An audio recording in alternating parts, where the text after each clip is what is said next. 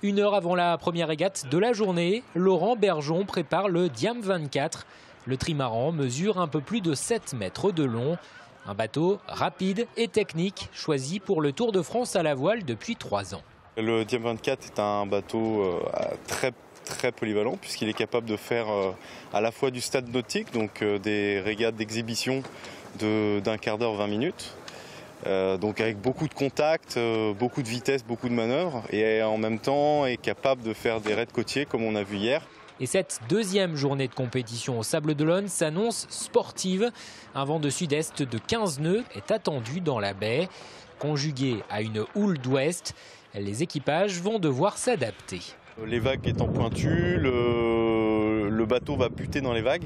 Du coup, ça va être à chaque vague relancer le bateau, ne pas s'arrêter, le placement sur le bateau. C'est que la technique d'utilisation du bateau va être hyper importante pour aller vite. Et en mer, les conditions musclées se confirment. Les 29 équipages se mesurent sur des régates très courtes d'une dizaine de minutes. Un parcours entre une série de bouées où les manœuvres se multiplient. Un format de course intense, éprouvant, qui nécessite une bonne entente entre les 3 membres d'équipage.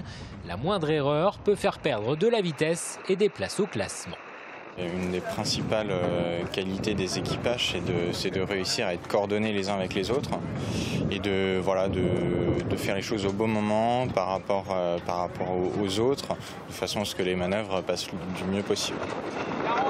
Et lors de cette première régate de la journée, le team Beigia-Flor a pris ses marques en franchissant en tête la bouée d'arrivée. Une répétition générale avant le début de la véritable compétition.